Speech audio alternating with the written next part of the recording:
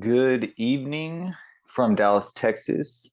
My name is Peyton Pilgrim. I am the expert analysis for Next Wave. Today, we are going to do another top down analysis as we do every week on Sunday. We have already done our live session, so I'm just going to go over what we have already done. Just a brief recording. Try to make it as short as possible. First, we go over the economic calendar. Then we're going to look at the currency futures. Then we're going to look at some commodities. We'll take a look at the Vix, the US indices. We're also going to look at the bond market. And we're going to take a look at the inflation. We're also going to look at the crypto market. So a bunch of different markets, 18 different asset classes to be exact. All right. But first and foremost, we need to make sure we know what's important this week, and the most important fundamental release this week is going to be CPI for the US. They are calling for 8.7, which is going to be less than previous, which would be better. It would be good for inflation to turn around. But this is going to be July's reading, not August. So we're in August right now. It's always going to be the month prior. And I don't believe the last month, the only thing that went down in anything around here was gas. Everything else is still pretty much high price. So we'll see if inflation is going to look like a top out or not. We're going to look at the charts. And I do have that inflation chart that we'll be able to look at, that CPI numbers. GDP for the pound is coming out Friday, so that could be a big mover. Other than that, there's nothing really too crazy. Michigan consumer expectations, consumer sentiment, it most likely won't even do anything. So there's not a whole lot of news this week, which is good. Let's get straight into the charts. So on the weekly time frames, let me make sure I am okay. Good deal. Okay.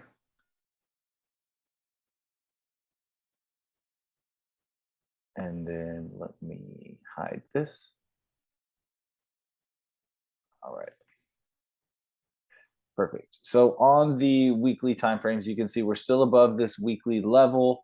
These are yearly volume profiles. So the red line, of course, is going to be that point of control that I like to speak about. This is going to be your area of liquidity, your area of volume. This is the highest traded price of the year. So it's not just like equal lows, blah, blah, blah. No, this is the real deal. And then here's some other high levels of volume. You can see these volume by price right here, and this is volume by time right here, okay? So you line them up, you can really get a good idea. You can see high volume was right here, okay, coming in close to this area as well. Makes sense. So overall, long term, when inflation does turn around, this will have a correction. But right now, since we are still above this weekly level, there's no reason to really look for sells. In fact, when we go down to the daily, you can see a completely different picture here. So on the daily, let's go ahead and move this out of here. You can see that it's been in this beautiful channel, and it respected the bottom of the channel. It respected this daily level as well. We held here, broke through. Now we're holding above it. And we've got two nice bullish candles coming off of this with the volume. That's good to see. We are holding at a monthly level, or a monthly volume level. But if price breaks through that, it's probably game on to the upside. Now, when we go to the 4 hour, this is where things kind of get interesting. So you can see how from this low to this high, I had this fibbed out from a couple weeks ago. and price did come into this. It's a daily fib, and it rejected that. So we have this move out, a big impulsive move. Volume did increase on this move up.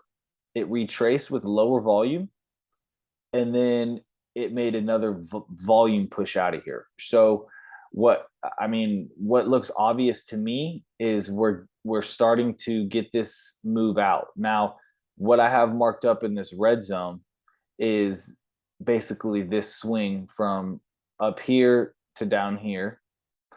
And this is just the only area that I can make a case for any sells for the dollar right now. Of course, the trend is extremely bullish, and it's starting to break out of this reversal pattern. So it is possible that this could move up and just continue to go up to the top of the channel, but I think there would be a case for sells if it gets here. There's also this open weekly point of control. So I'm in favor of sells if price goes up here, but ultimately the play this week that I really want to see is I'd like to see price get down all the way into these fibs here and then make its move to the upside. So down, up. That would be a perfect play for the dollar, in my opinion. If it does maybe chop around, that would make it even higher probability. The slower it gets to this area, the better for me. So that is the DXY. Let's go into the euro. And it's just the inverse. So I basically would like to see the exact opposite. All right. It's still at this weekly level or under this weekly level. As long as it remains under this weekly level, it's technically extremely bearish. So it most likely will remain under this weekly level for a while. There's not really anything to see off of the weekly from that. So let's go to the daily. And this is where I'll go ahead and hide this off the daily so we can see it maybe in a lower time frame. This is where things get kind of a little bit more obvious. You can see the bearishness and the bear flag that this is creating. So this is the area where if it gets up into here, I'll be looking for sells off this weekly level. And then if it gets down here at this divergence fib, what I'm seeing is similarities to what we had down here. If the market does create this lower low and the momentum does not create the lower low, which is something we'll have to watch for, it hasn't happened yet. But as the market gets to this low, we'll be able to see if the momentum is at this momentum low, and it's most likely not going to be. So the divergence is already starting to set in, and this is where I would look for the move up here. So we'll see how that plays out. Let's go to the lower time frame first because I want to see how that looks. Give me 1 second.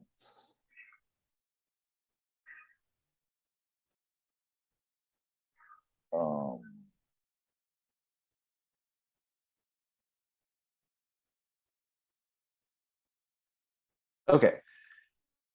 And so on the lower time frames, there's definitely a possibility for this to move to the downside, as price did make somewhat of a, I would say, somewhat of a stop hunt right here, and then swiftly moved down, came up, made somewhat of another stop hunt, and then swiftly moved down again. So kind of like the inverse of the dollar. Like I said, I would love to see this come up here and then make a move down. And, it's not really a trade on the Euro futures, but it would be the trade on EU basically. And then once it gets down in here, this is the area where, ultimately, yes, it can come all the way down to the divergence fib, but I would definitely take a shot at this area where there's open volume here at the 4 hour. You can see this open volume right here.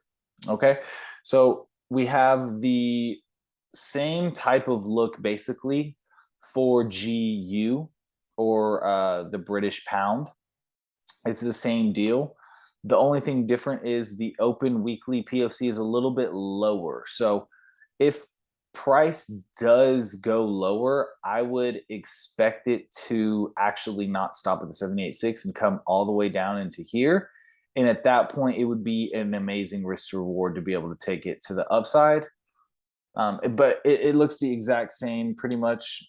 Weekly is holding above a specific level that if it can continue to close above here, I will be a lot more bullish. But right now, it needs to come down a little bit more, and then I will be very bullish, because you can see this area here is from this fib. So it could just smash down, but this kind of reversal pattern is what I'm really looking at. And then this is that same fib. So it needs to come down a little bit more. I would say, let's see, how many more pips? It needs to drop about, almost 200 pips still. So good amount of downside still. There's probably a 1 hour setup to the downside, just like EU. And there is. And you can see this has been doing this pattern over and over. So it'll impulse, correct, impulse, correct, impulse, correct, impulse, and we'll probably get that correction. So I'll be looking for that as well on the pound. The Aussie is the one that has a little bit more strength than the others on a macro perspective. So I spoke about this on the live, how this humongous inverted head and shoulders has a big technical target. So when you take a head and shoulders, you take the left, the head, and the right, and this is like basic technical analysis, and then you measure the shoulder, and then from the break of the neck, that's where your target is. And so this would have targets all the way up in here, and this is basically the high of this market. So that would make full sense if this is going to reverse when they do start to hike rates a little bit more. I believe the Australian dollar is going to become a hot commodity. But we got to really wait for that thing to break. There's some levels that it needs to hit before we're even able to look into that anymore. And right now, this is one of them that needs to really like break out. Of course, this nice fib, it's rejected off the 61.8. And I'm looking now to take a possible opportunity down here in this region with the impulse from this low to, let's extend this up, this high. So let's move this a little bit. And once price comes down into here, I think there's going to be a good swing possibility for the market to come all the way back into here and start this rally to the upside off of this breakout. But on the lower time frames, it is starting to make some bearish structures, and there might be an opportunity to take this to the downside if, depending on where you want to draw your fib, you could take it from this impulse here. There might be an opportunity tonight to take this to the downside. If it can come up a little bit more, swing it down into this zone. So that's something I'll be watching for the Australian dollar to do, possibly, because I do want to wait for it to come down a little bit more before I look to buy it. The Swiss franc is a little interesting right now. It has, been in this bearish correction, I would say, because this is a definite impulsive move, correction, impulse, correction.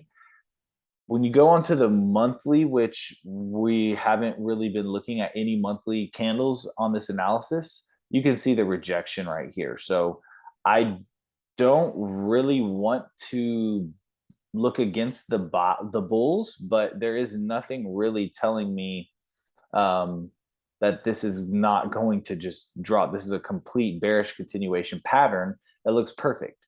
So on a weekly or monthly time frame, it looks bullish. Weekly time frame, it looks like a bearish correction. When you go on to maybe a daily time frame, that's when you start to see this channel. And yes, it is making, you know, higher highs, higher lows, higher high, higher low, barely making a higher high now. And the MACD is contracting. So at this point, you know, the volatility is starting to contract. It's going to break out one way or the other. I'm looking more towards the downside, I believe. We'll see how it really plays out. When we go to the 4-hour, this is where you can kind of start to see this maybe possibly starting to break down a little bit, but it does have this divergence here. So if there is another leg down with still divergence and it comes into this bullish fib zone, then hey, that's an opportunity for buys. And there is a good amount of volume down here. So I wouldn't be shocked if it come down a little bit further, maybe even all the way to the bottom of the channel. And then the case for the bears would be to come above these equal highs, and we can see it on the 1 hour a little bit easier. And if we get above these equal highs right here, there is this volume, open weekly POC, snatch that, and then most likely drop. I would be looking to take a risky position like this, because if it does work out, it would be the high of the week most likely, and this would fall all the way down into here, and it'd be something might be worth taking. Or what would really be worth it, because this would be, you know, you'd have to probably manage yourself right here or even right here. And that's only a 3, maybe 3.5 to 1. What would be ultimate opportunity is if it does get into here and kind of whatever, and then maybe fakes people out and then steals it, hits that area and then drops like this. Well, then instead of taking this trade, we can then do this and go, all right, it's time to sell when it retraces. So then we get in when it retraces, put our stop above here, because this should be the high. And we can take the same target and we have a way better risk to reward. So sometimes it is better to wait for that confirmation, right? So if we get something like that, we'll know how to strike on the Swiss franc. The yen is next, and the yen is at an extremely interesting area. So right now it is slightly above its old all-time highs, but we just got some crazy weekly volume that came in with this type of candle. Now, that's usually a bearish signal, but since we are possibly coming out of this old all-time low, I'm going to be looking for that volume to turn, because volume is ultimately just buyers and sellers in the game, right?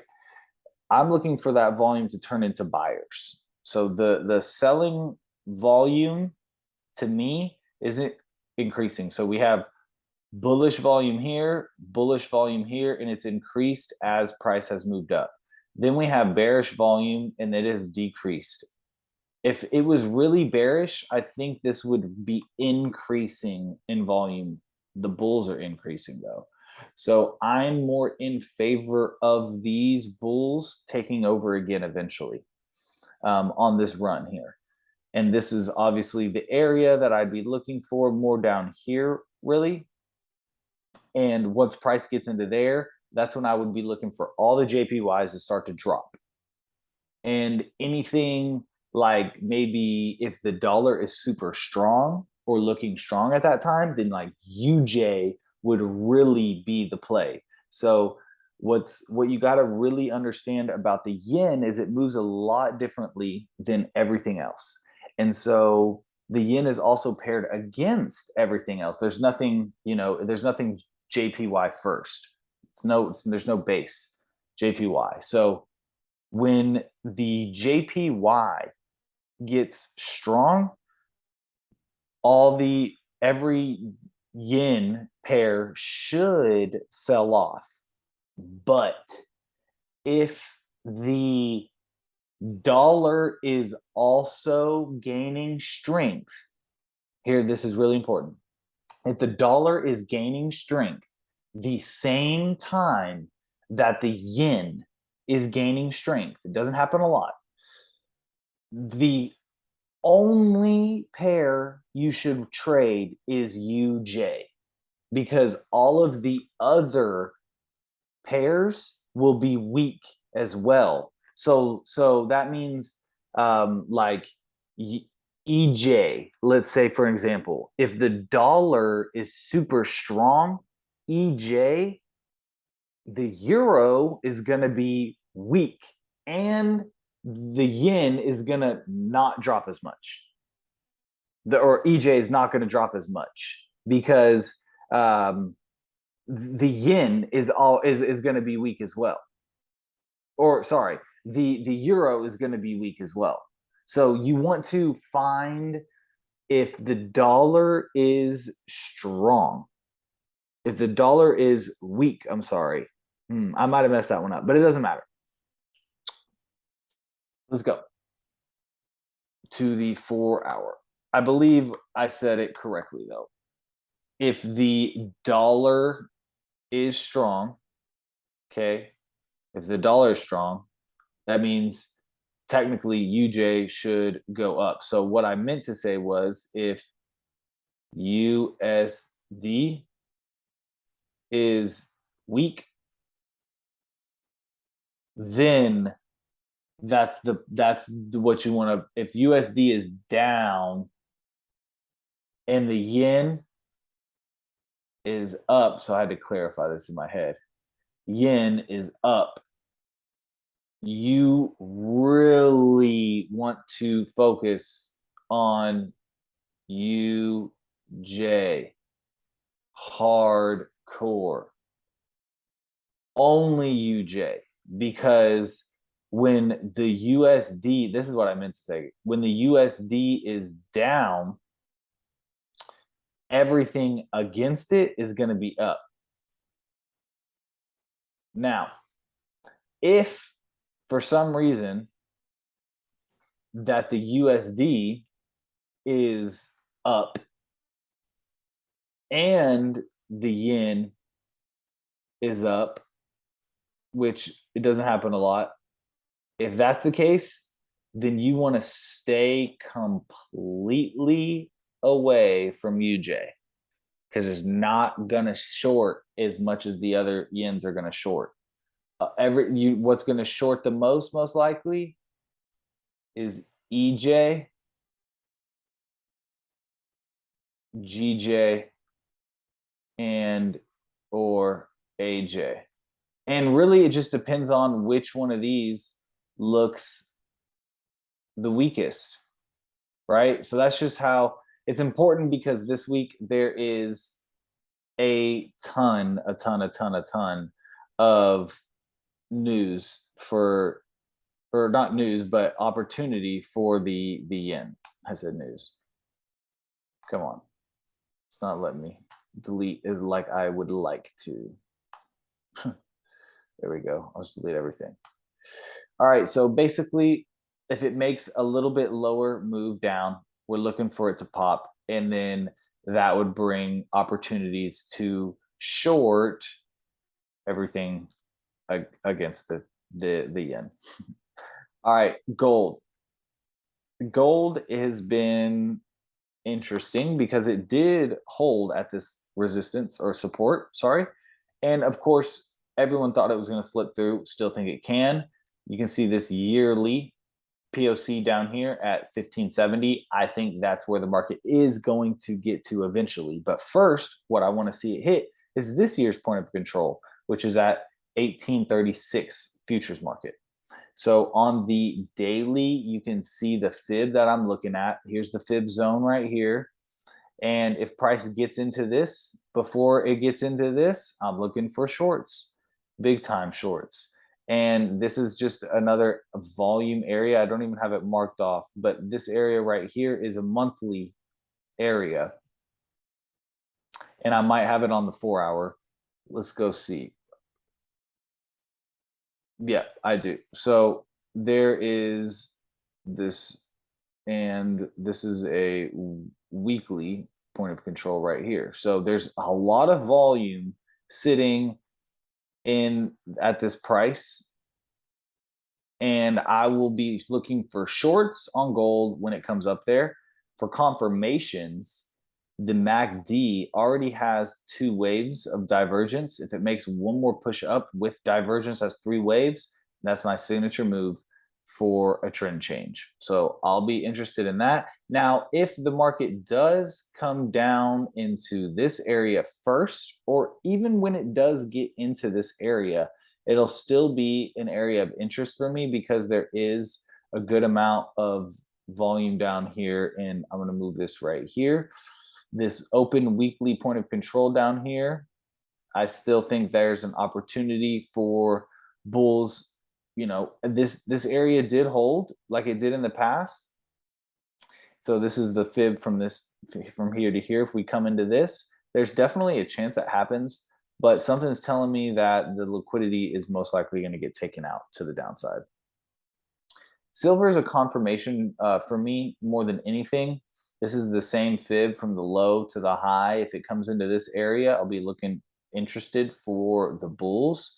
And this is just a weekly point of control here, and confirms with that fib zone. But what we have right now really is a lower time frame setup for the drop or correction, because it does look like it's going to correct down into this area of imbalance. And same with gold. Honestly, once it does kind of make this move into here, we're looking for it to drop. So silver kind of has more of a, lower low action to it already. Gold, I don't know, but I would love for gold to make one more push up to just finish off this perfect rising wedge, and we can all make money. Okay, so silver is just that confirmation. It does look a little bearish, and then once it gets down there, it has a possibility for the bulls as well. So I like for those to have confluence with each other. Oil has broken the weekly level that we've marked off, and this fib that we've had marked off for a long time as well, it's in that 61.8. Now on the 4-hour, or really the daily, we've spoken about this fib from this high to this low and how it hit this up here in the 78.6, and it could continue to the downside from here to here. Okay, we did hit the 78.6. We could continue all the way down into this level, which would end up being this monthly, open monthly POC. So that would make sense, but we just got to see how it reacts into this fib zone over here. And it has started to show some rejection. There is a hair of divergence here. So I do like the possibility of the bulls coming in. I would really like to see it get back above the weekly level. That would show a possibility of this being a spring. And then something like this would be a really, really high probability setup to bring it back up into this level. On the 1-hour, I would be more patient than anything right now, because it still can go lower, but once it does start to form some bullish structure and really get above the weekly level, I think it's a really good opportunity. It could be there right now for it, with it taking out this low on I guess it was Friday. It took out this low and then made this move up. This could be that move that I look for, but I'm still going to just be a little bit more patient because I don't trade oil a whole lot. This is the volatility index, the VIX. When the VIX goes down, the S&P goes up. When the S&P goes, when the VIX goes up, the S&P goes down. This is COVID. So you can just see the correlation there right off the bat. This market is completely sideways right now, and this isn't giving me a whole lot to read, but what I have been saying over and over and over and over again is I'm looking for this to, what happens with the VIX a lot is it will do an M and then it'll pop out. So here's just me going very quickly. M breakout. M breakout. Down here, M up. Let's just go to another spot. Here's an M breakout. M slow breakout. M slow breakout. All over the place. M breakout. Okay, and the breakouts are more or less just a couple of weeks to days, but you get the picture. What it's creating right now, in my opinion, is another one of these like coil up moments. And if you look at it even maybe from like here, you can, I think it's getting ready to do that. Now, is it going to be this week? Most likely not. So I'm just kind of being a little bit patient with this. This came into this volume area and I wanted it to react off of this and just make that move, and it just quite hasn't yet. So if it can get back above there, that will show me maybe it is rejecting it. But if it doesn't, then I think it's coming down into this level, and then maybe it will do the digital dash, and that will bring the indices to the downside. So let's go look at the indices. And right now, I mean, look at the volume, right? The volume is still kind of high, and the prices, it is moving up. So I'm not against this continuing to the upside, but I'm also, it's right at the yearly POC. So I would really need it to break this for me to think it's going to go any higher. On the daily, this is the fib that I'm looking at now, as it's pretty much probably not going to respect this one. I'm looking for it to come up into this fib zone and then drop. There's some equal highs right here. And then this is some monthly or weekly POC. So this is a weekly point of control that I think price will get up into. And on the 4 hour, I probably already have that marked off, and I do. And there's just a lot of volume up here. So eventually I do think price will get up there. If it does create this three-wave divergence that I have drawn, then I will look for the shorts. If it comes down into this area, after that, that's when the longs are probably going to come back. But this is still the ultimate macro area that I'm looking for it to fall from.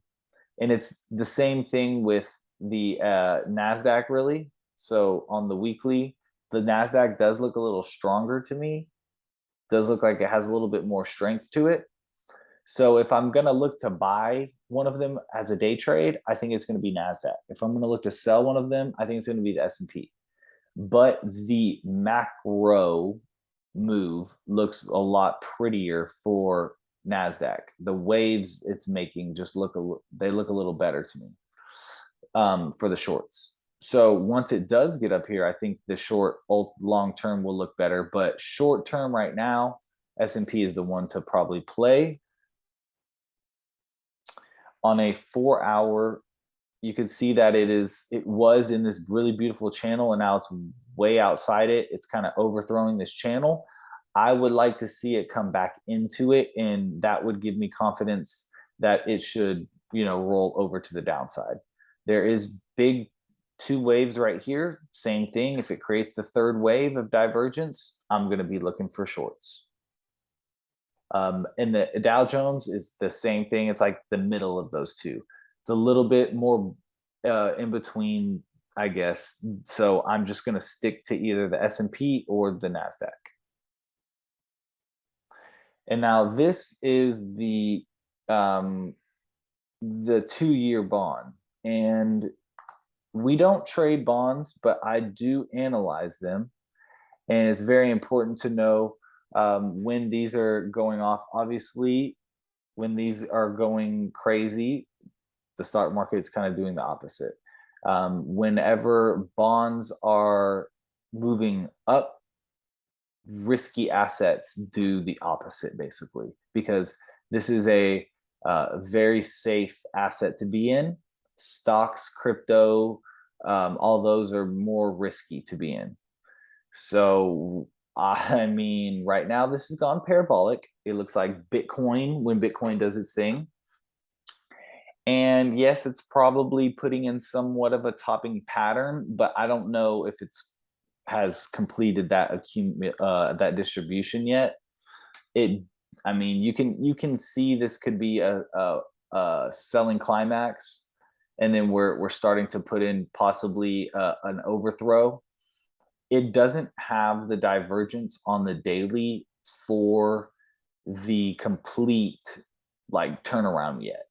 So this does still need to make another higher high, and this will most likely not make a higher high. And so the momentum will show the divergence, and the price will be probably at 4%. In fact, price will most likely end up being 3.89. Okay. And then on like the lower time frames, it just looks too impulsive now to go against it. So the next move it's probably going to make is just another retrace and break out. And then we're going to start to see this thing, pull back. We're probably going to get a 3-wave divergence on the 4-hour, and we're going to get it 1-wave divergence on the daily. So this will end up doing something like this while the 3-wave divergence happens on the 4-hour. Now, the 10-year bond and the 2-year bond. The 2-year is not supposed to be a better rate than the 10-year. You're not supposed to go somewhere and say, hey, I'll give you $100,000 for 2 years, and I'm for 2 years, and you'll give me 3.2 back. If I give it to you for 10 years, I only expect 2.8 back. Doesn't make sense. You should usually get more of a return when you hold something longer. When you are getting a bond rate at a 2-year bond, which is what this is, a 2-year yield, that means you can pay for this right now, and if you hold it for 2 years, you will get 3.2 on your money. This says if you buy it right now and you hold it for 10 years, you only get 2.8 on your money. Why would anyone not buy this? Right? So what this is saying basically is the shorter term bet on the economy is stronger than the longer term bet on the economy, which is a long-term bearish macro signal. Okay. Now, the 10-year does look a lot more corrective. If you go to the weekly, it's not as parabolic. It's definitely parabolic, but not as just straight up. But to me, this has it more of a almost for sure look that it's going to make another move up. I mean, so does the 2-year, but it's just so high that eventually this is going to come back down, and be at like 1 to 1.3, maybe even a logical 78.6 or 61.8. Let's see what that would look like. Right. So 1.5 to 9.1. And then that would make the 10-year this is what it should be. The 10-year should be a little bit more than the 2-year, but ultimately I think 1.33, if we get back into that, I'll be bullish as a mother on that one for sure. But these are looking like they could take off again this week. And if that's the case, then we will probably see the market move well. Okay, come back into this little area of supply and then drop most likely again. Really wanted to come into this level first before ultimately most likely making another big move to the upside. Ooh, maybe not. We'll see what happens with this. Here is the United States inflation year over year. And we get a printing of this every month. So this is a monthly reading, basically a monthly chart of inflation. And obviously it's just out of control since May of 2020, out of control. And this is what I want to show more than anything, is how we have done this before in the past. Maybe not quite since I've been alive, but in the 70s, we did it in the 30s. It's happened in the 1920s, like big impulsive moves in inflation. So we haven't seen anything like this before. This was due to the financial crisis, and then this move up was like needed. So what I want to do is compare this time to here. And I thought I already had it drawn out, but I guess it was erased. So what I want to do is just show the I guess similarities in the 70s, back when this happened. So let's get this tool. I don't have the exact tool out here, so that's fine. Just look at this right here. And if I were to bring it from corner to corner, okay, timing and price. In fact, this is what we'll do. We'll put it in a log state. And I know it looks weird like this, but we'll go back to the 70s and it'll give it to us in a better picture. So this is what we're looking at, and we need to get the timing and price of it. So we'll go right here to right here. So it looks like 914 days. And we're going to drag this over into the area over here. And when you do this on a logarithmic scale, it helps you be able to really see how it really looks. Because look, it doesn't look 100% the same right here, right now. And when I take it off log, you see how it changed the days as I move it as well? So I don't know if the logarithmic scale is going to work for this one. Let me go look at that again, because it is different when it's not trading. It's a little bit different, I think. What I was getting at, because you can clearly see that this is I don't know why it's doing that to me, but yeah, it's almost the exact same time and price. And I'll show that again. The same exact type of reading as well. So look, from the bottom, you get this impulse correction. Let's go over it. Impulse correction. Then we get another impulsive move. And right here, there's two corrections.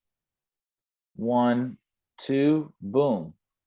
Right here, there was none of that. It just went 1, boom. Then, so we are here now, and we have 1, 2, basically, look, check it out. It's like my 30 wave pattern. So right now we have 1, 2, we need a down tick and one more. If we can get that exact pattern here, that would be a top in CPI for me. Then I think we get an ABC, and then we get the same type of turnaround right here for the bottom. It will go 1, 2, 3, and then an impulse out, and we'll most likely see insane things again, because to get out of what we're in, I think they're going to do something stupid to make us do this again.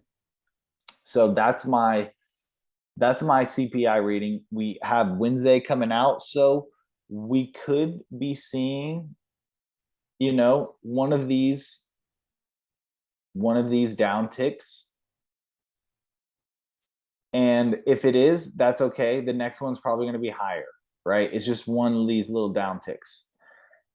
And that would be healthy. That would be needed. If we can see that, that would be great. The perfect timing of the turnaround, if it was the exact same thing as the 70s, which is what I really originally meant to do at the beginning, would be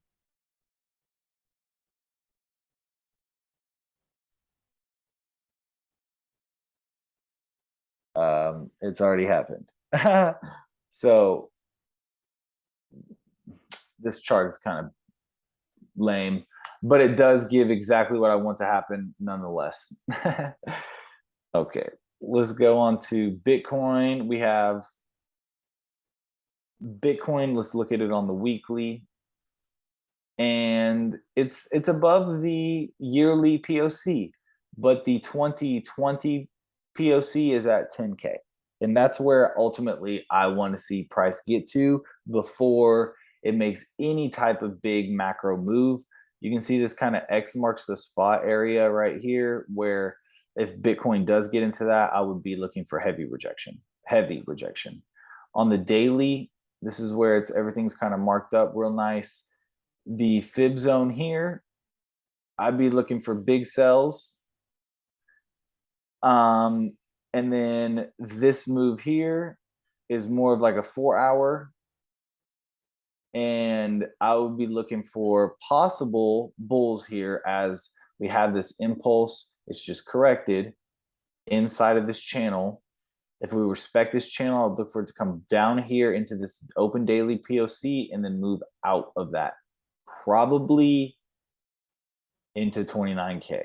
And it would be okay with me if it slips and doesn't kind of do that and just breaks down, because ultimately I would rather see the, you know, lows get swept out and see some type of move than see